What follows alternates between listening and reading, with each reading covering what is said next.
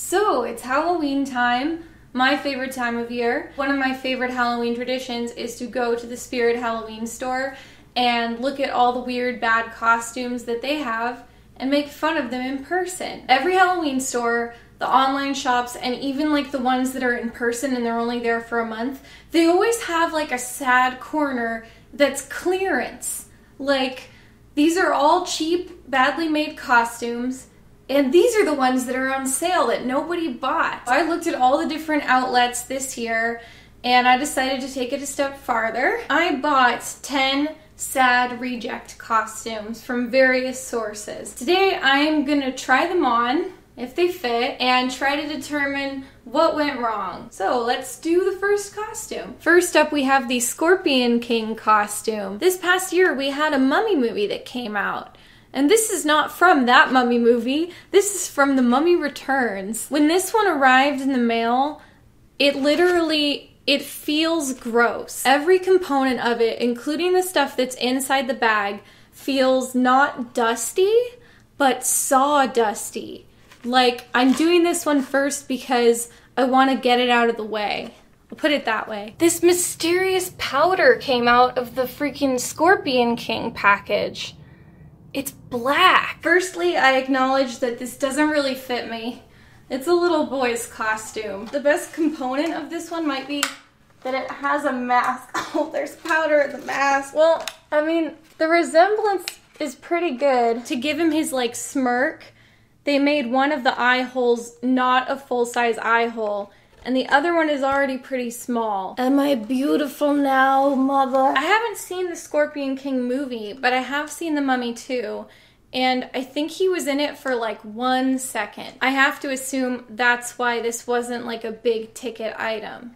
But I mean, it's in the clearance now in 2017, so like I'm being very judgmental, but for all I know, this was a really popular Halloween costume the year that it debuted. Although I don't remember seeing a lot of little Scorpion Kings running around. This costume had a rock bottom price point, and it was being sold as a purple monster costume. I thought it was ridiculous, but now that it arrived, I realized that it's not a purple monster costume. It's a one-eyed, one-horned, flying purple people eater costume. I mean, the only thing worth remarking on is this is clearly like an outfit to wear to a rave.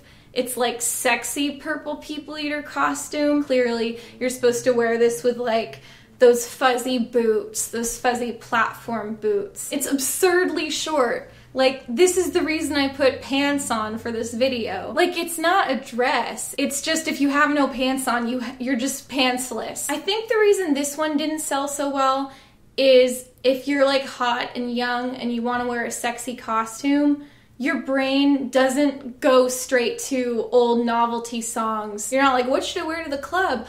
I can be grandma that got run over by a reindeer. This is just, I feel like I have quite high standards, but to me this isn't like really a costume.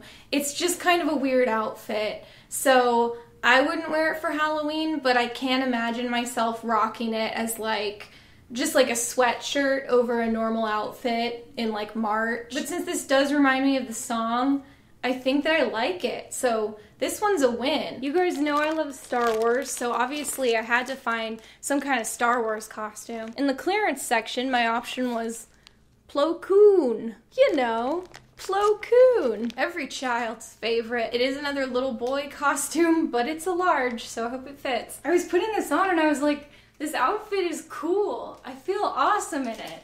And then I was like, oh, there's an ugly mask. This mask also is like all the way in its pristine packaging.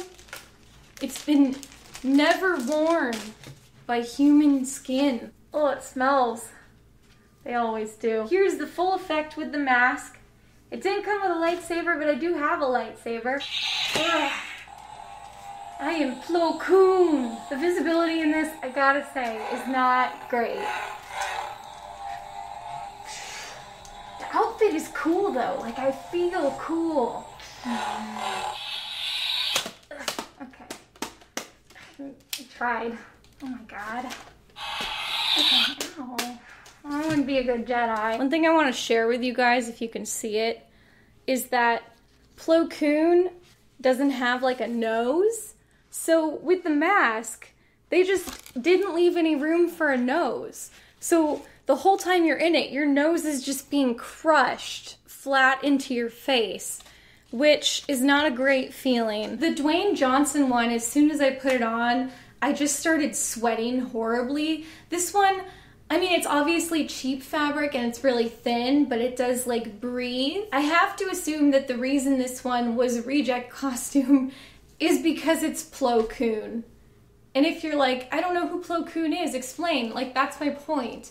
You don't know who Plo Koon is. I've never met a child that's like, my favorite Star Wars character is Plo Koon. I feel like this is like a kid sent their mom out to get the Anakin or the Obi-Wan, and they were all sold out, and she comes home like, it's Star Wars, and it's like, thanks. Remember Hi Hi Puffy Ami Yumi? This was a cartoon show. I don't know anyone that watched it. I think it was just about the life of this Japanese pop group that sang the Teen Titans theme song. I don't know, did any of you watch it? I don't read the comments. I do want to point out they have the hair, like the foam headpiece, so it looks like a cartoon's hair. I think that's a cute concept, but like, please notice what it looks like on there. And then they just gave all the way up. I never watched the cartoon, but this costume does make me feel like a cartoon character. I think if you wanted to have a really unique costume at a party and you could find the other one of these somewhere, like on eBay, then this would be a great like best friends or lesbian couple costume idea. Like if you're lesbian hipsters who are really into cartoons.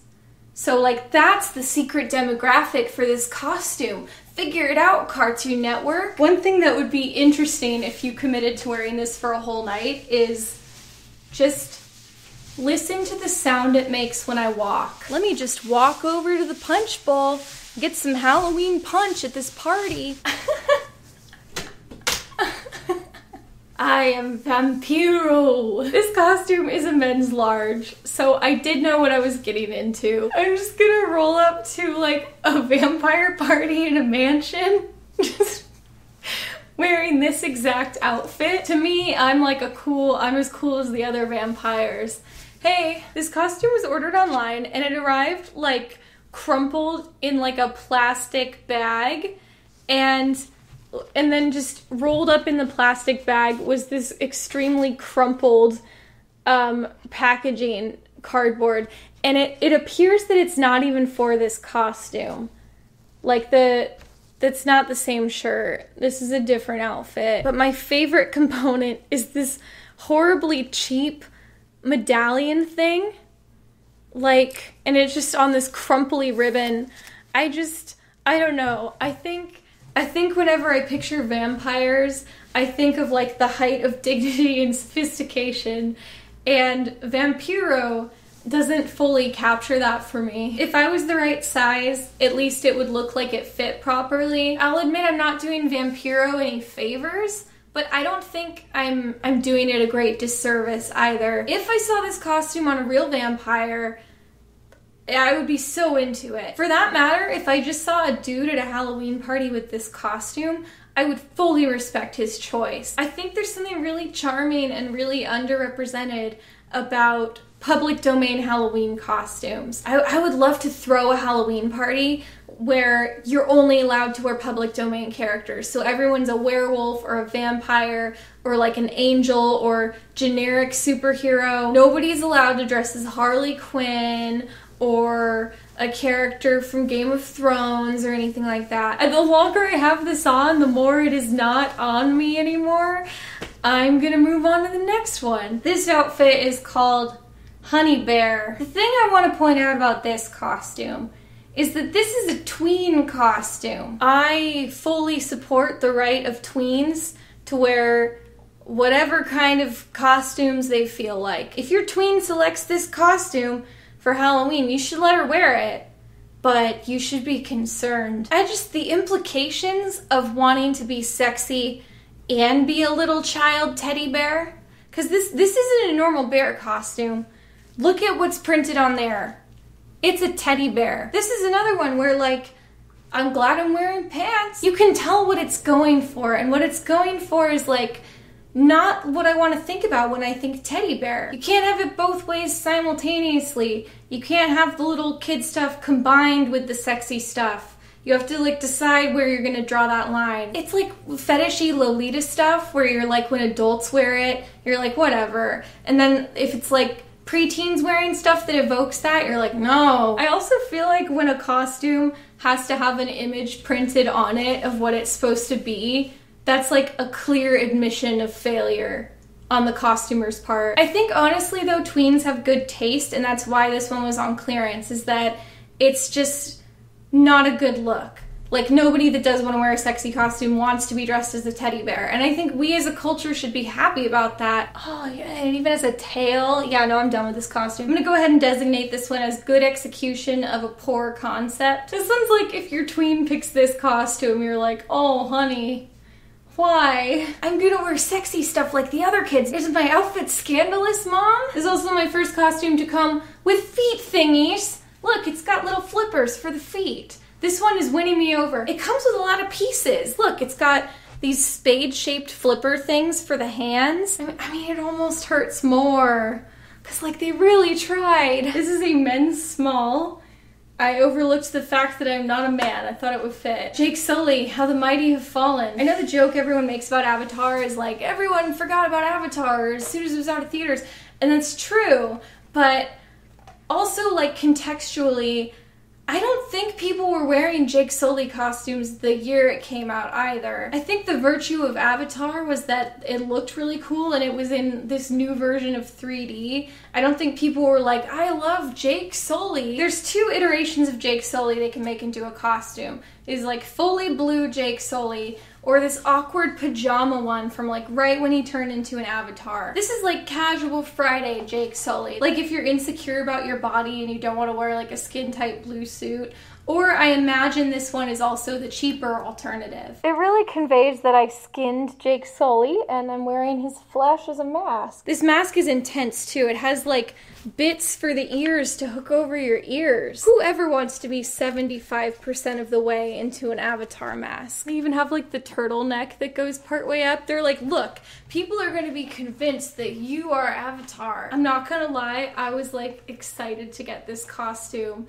I just think it's funny. I had to get this one because it was the saddest thing I'd ever seen in my entire life. Just spaghetti. I guess I'm wearing like the tablecloth of an Italian restaurant and there's spaghetti on my shoulders. Not a lot of spaghetti. This one is very mysterious to me. It was just listed on eBay and it was like just a picture of it lying in a pile. It's like one size fits all. There's no packaging or anything. It was just like, it is what it says it is. It's spaghetti. I just thought it was so strange that I had this like magnetic draw to it. Like I had to get it. This is another one where like not only is it barely a costume, but like who wants to be spaghetti for Halloween? I also noticed just now when I was putting it on that the tag is still attached and that originally this sold for $30. This is a good costume for people who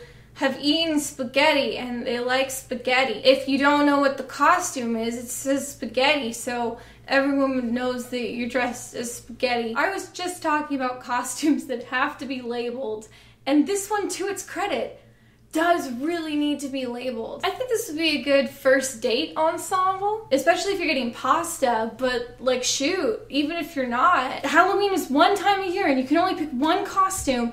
What do you want to dress up as? And somebody in the history of the world has picked spaghetti. Like I'm gonna assume that this didn't move a lot of units, but it's impossible that it was zero. Somebody bought this costume and they wore it to a party. I think this is a waste of a Halloween costume, but I would love to wear this costume to Comic-Con. Like, this is your cosplay. You are cosplaying as spaghetti. Honestly, I really wanted to get this one. Like, not because I want to wear it anywhere, but just because this is like an iconic bad Halloween costume for me. Like, I have been making fun of it since the year it came out.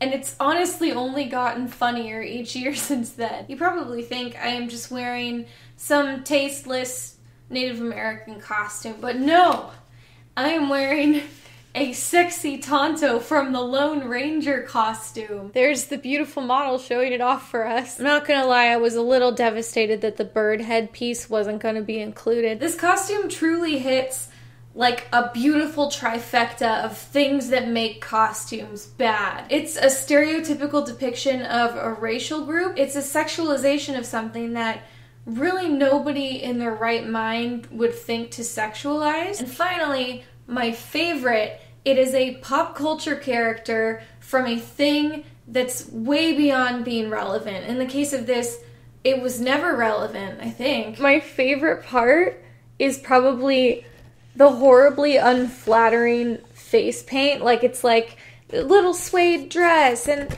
all this stuff. And then it's like straight, dead accurate Tonto face paint. I wanted this costume to be part of this so badly, and honestly, it was kind of hard for me to find. I had to look at like 3 different Halloween retailers, and then finally, they just had this one in stock. That's like the biggest mystery of the Tonto costume for me, because like nobody's been buying them, so where did they go? I think with this particular costume, it's not out of line to think that there's like a landfill somewhere that's full of sexy Tonto costumes. I've been trying to offer alternatives to like what you could repurpose the costumes for, and with this one, there's nowhere I would wear this.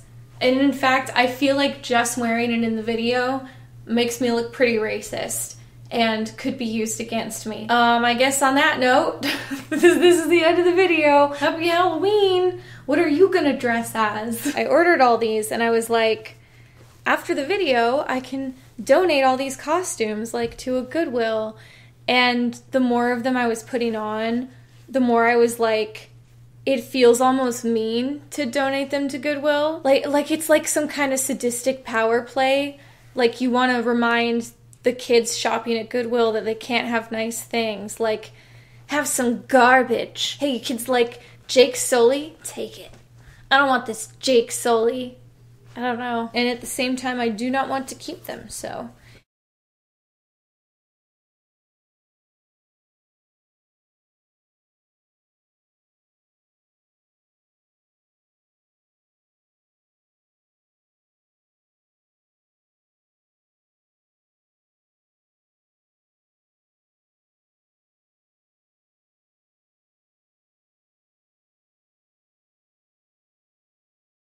I think an optimal use for this outfit is like if you live in the universe where The Purge is real, I would wear this on The Purge. Obviously, like if it's The Purge, you do not wear the pants underneath. If you're wearing pants on The Purge, you're making yourself a victim. You need to just be like, I'm just not wearing pants. It's The Purge. It's legal. Actually, just a second. This is my Purge outfit. I'm gonna break into your house. It's a clever political statement. And then I'm like spray painting capitalism sucks in hot pink. Get it? It's girly, but it's politics. It's The Purge. Blasting some Ed Sheeran music and drinking rat poison.